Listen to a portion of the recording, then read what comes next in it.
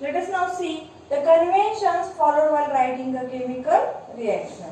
तर काही नियम जे लावून दिलेले आहेत ते नियम केमिकल रिएक्शन लिहिताना आपल्याला वापरायचे.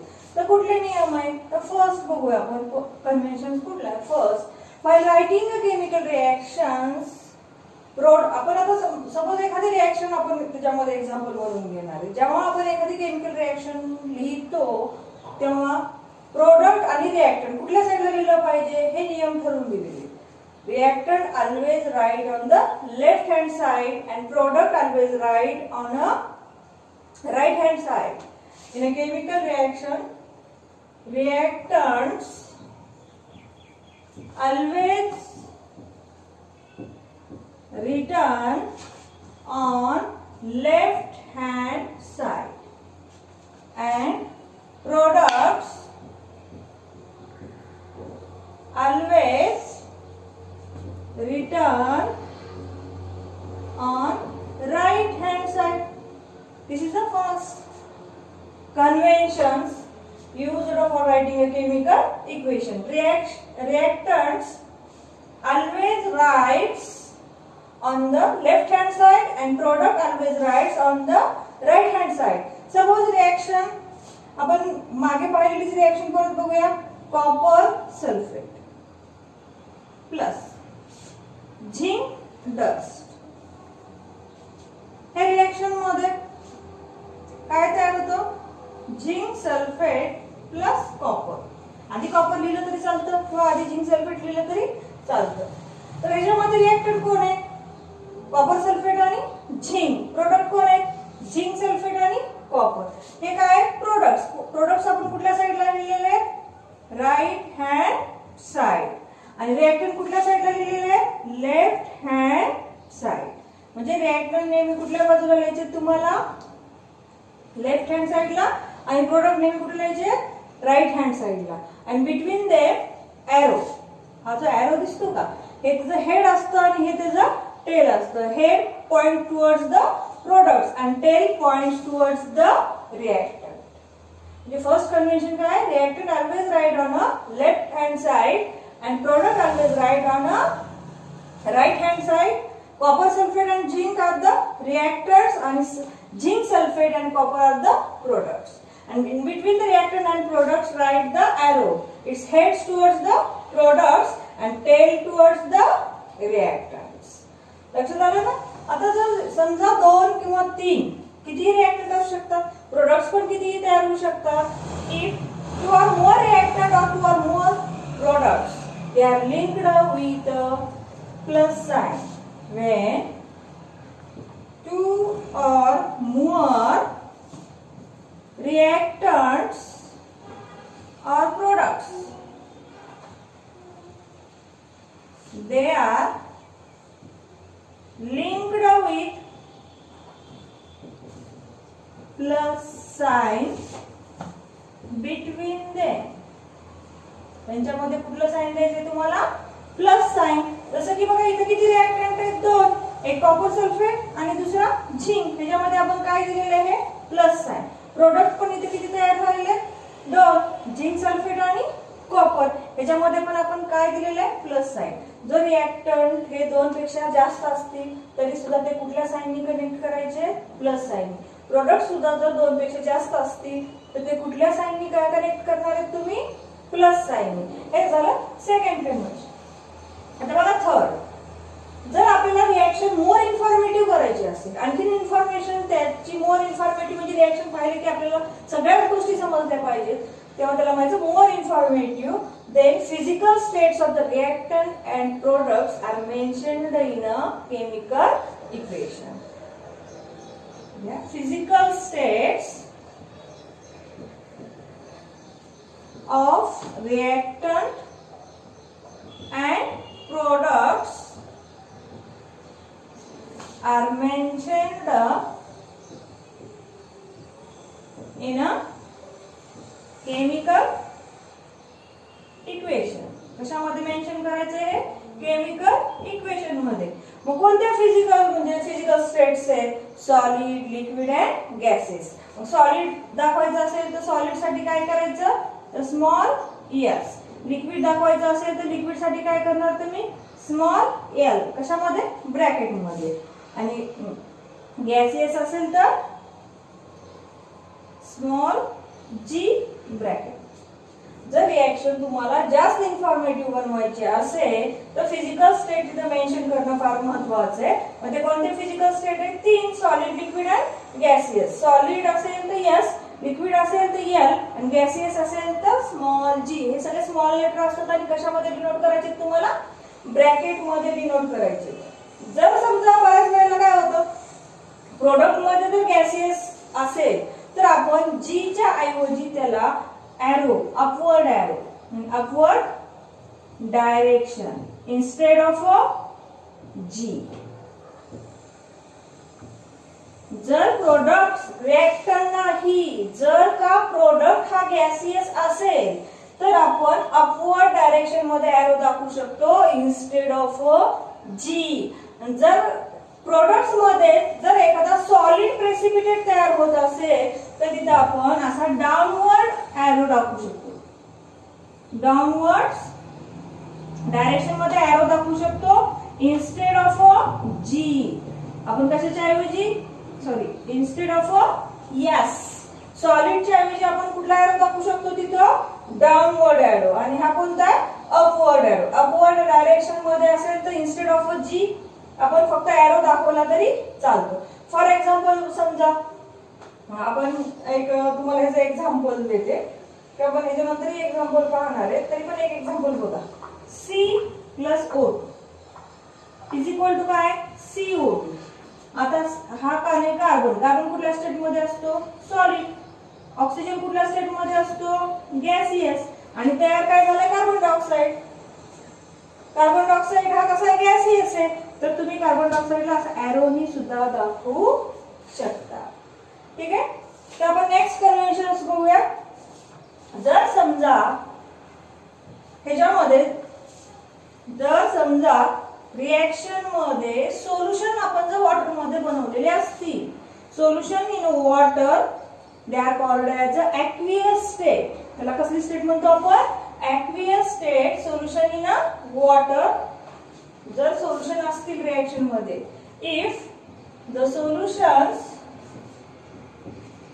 इन वॉटर इज कॉल्ड काय म्हणतो आपण त्याला aqueous state and it is denoted by AQ. आणि कसं दाखवायचं हे AQ असं ब्रॅकेट मध्ये लिहायचं आणि हे नेहमी त्या सोल्युशनच्या समोर लिहिलं जातं. फॉर एक्झाम्पल बघा परत आपण बघूया CuSO4. आता CuSO4 ला ब्ल्यू विड्रॉल म्हणतात हे तुम्हाला सांगितले. म्हणजे ब्ल्यू कलरचं सोल्युशन असतं कॉपर सल्फेटचे क्रिस्टल असतात ते पाण्यामध्ये आपण विरघळले म्हणजे कसं सोल्युशन तयार केलं आपण त्याचं ॲक्वियस. तर इथं असं दाखवायचं ॲक्वियस प्लस झिंक. झिंकची स्टेट कोणती सॉलिड.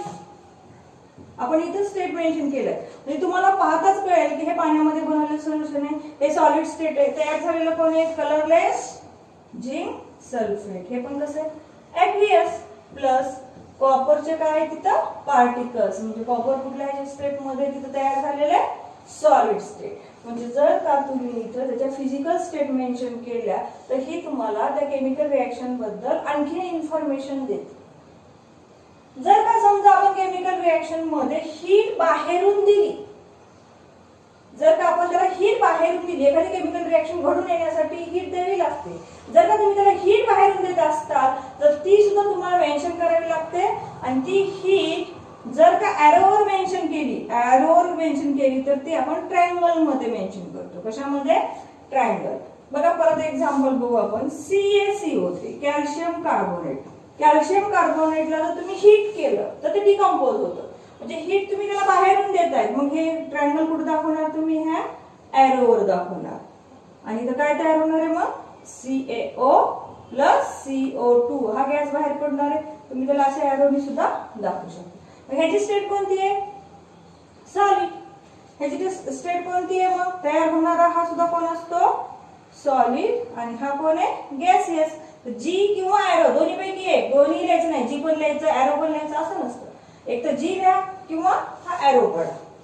तर कार्बन प्रोडक्ट मध्ये शक्यतो एरो दाखवायचे. गॅस निघून जात असेल तर एरो दाखवा, आणि प्रेसिपिटेट किंवा सॉलिड सबस्टन्स जर एखादा तयार होत असेल तर तिथं सॉलिड म्हणजे डाऊनवर्डचा एरो दाखवायचा. लक्षात आलं ना? आता ही हीट बघा, जर तुम्ही हा एरो कधी दाखवू शकता, जर तुम्ही त्या रिएक्शनला हीट देत असतात तर तुम्ही हे ट्रायंगल वर म्हणजे एरोवर ट्रायंगल काढू शकता. पण जर का रिएक्शन मधनं हीट बाहेर पडत असेल तर ट्रायंगल काढायचा नाही. मग काय करायचं तेव्हा? तर बघा परत एक रिएक्शन, आपण हीच रिएक्शन बघूया. CuSO4 कुठली स्टेट आहे ह्याची? ॲक्वियस प्लस झिंक कुठल्या स्टेट मध्ये? Solid is equal to ZnSO4 plus Cu plus heat. जर का रिएक्शन मधनं हीट बाहेर पडत असेल तर तुम्हाला हीट शब्दामध्येच लिहावं लागतं. इथं ट्रायंगल काढता येणार नाही. हे कन्व्हेन्शन, काही अटी नियम घालून दिले की तुम्ही ह्या फॉलो करायला पाहिजेत कधी, ज्यावेळेस तुम्ही एखादी केमिकल इक्वेशन लिहिता. लक्षात आलं ना? CuSO4 ॲक्वियस आहे, झिंक आहे, ह्या रिएक्शन मध्ये हीट बाहेर पडते तेव्हा आपण ट्रायंगल काढणार नाही. तर आपण काय करतो? हीट हे शब्दामध्ये तिथं लिहिलेले आहे. आता बऱ्याच वेळेला काय असतं बघा, एक टिपिकल टेम्परेचर पाहिजे असतं, प्रेशर पाहिजे असतो, कॅटलिस्ट. आता कॅटलिस्ट हा शब्द तुमच्यासाठी ओळखीचा आहे.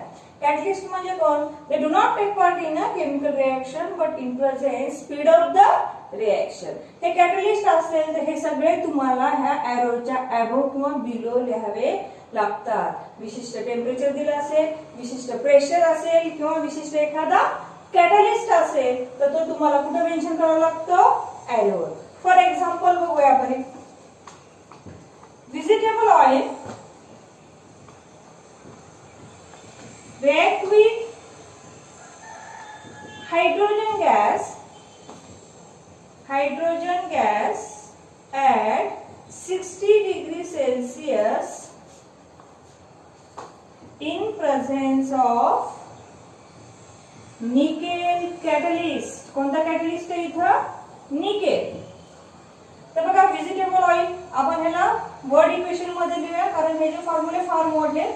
व्हेजिटेबल ऑइल कुठल्या स्टेट मध्ये असतं? लिक्विड. त्याची रिएक्शन कोणासोबत केली आपण? H2. त्यालाच आपण हायड्रोजन म्हणू. हे कुठल्या स्टेट मध्ये असतं मग हायड्रोजन? गॅसियस. हा एरो, एरोचा नेहमी head towards the product, tail towards the reactant.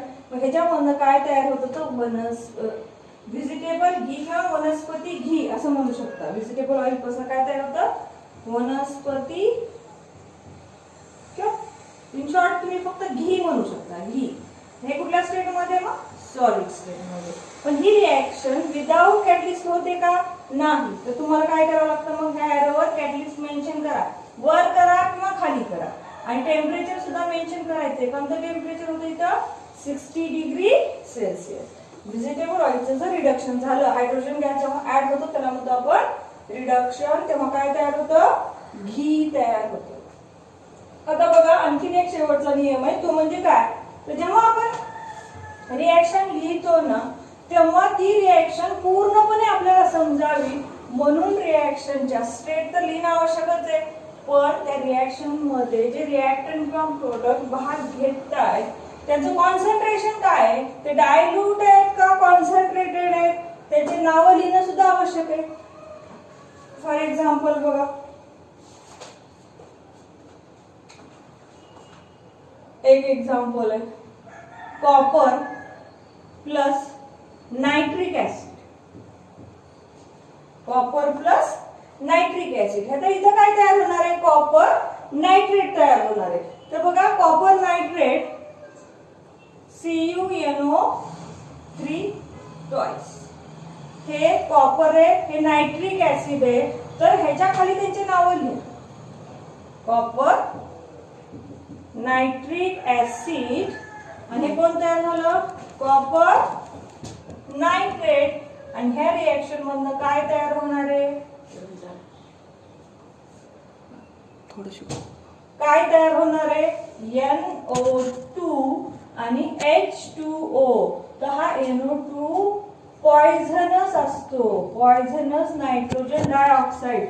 कधी हा तयार होतो? जर हे हा जो नाइट्रिक ऍसिड आहे हा कसा आहे? कॉन्सन्ट्रेटेड म्हणजे स्ट्रॉंग, ज्याच्यामध्ये पाण्याचं प्रमाण कमी आहे, ऍसिड खूप आहे, त्याला म्हणतो आपण कॉन्सन्ट्रेटेड. तर कॉन्सन्ट्रेटेड नायट्रिक ऍसिड घेतलं तर इथं काय तयार होतो, पॉयझनस रेड कलरचा नायट्रोजन डायऑक्साईड तयार होतो. त्याचा कलर कोणता असतो, रेड कलर. तसंच बघा, जर आपण इथे मेन्शन केलं नसतं तर तुम्हाला काय माहिती तिथं पॉयझनस गॅस तयार होतो का. जर तुम्ही इथं समजा HNO3 वापरलंय, पण हे कसं डायल्यूट आहे, डायल्यूट म्हणजे त्याच्यामध्ये ऍसिड कमी आणि पाणी जास्त आहे, तेव्हा तयार होणारा प्रोडक्ट हा न्यूट्रल असतो आणि तो म्हणजे असतो NO आणि H2. हे रिएक्शन आपण बॅलन्स केलेली नाही, आपण बॅलन्स त्याला करूया. तर बघा, बॅलन्सिंग साठी तुम्हाला इथं 3, इथं 8, इथं 3, इथं 2 आणि इथं 4. रिएक्शन कशी बॅलन्स केली जाते हे आपण पुढे पाहणारच आहे. आणि वरच्या रिएक्शन मध्ये तुम्हाला इथं 2 आणि इथं पण 2 पाहिजे. बघा, आता ही रिएक्शन हे डायल्यूट आणि कॉन्सन्ट्रेटेड जर नसतं दाखवलं तर तुम्हाला काय कळणार आहे, कॉन्सन्ट्रेटेड असेल तर पॉयझनस गॅस तयार होतो आणि डायल्यूट असेल तर न्यूट्रल नायट्रोजन ऑक्साईड तयार होतो. हा न्यूट्रल नेचरचा असतो. म्हणजेच तुम्हाला इथं दाखवणं फार गरजेचं आहे की रिएक्शन कॉन्सन्ट्रेटेड आहे का डायल्यूट आहे. हे काय होते, सगळे कन्व्हेन्शन्स.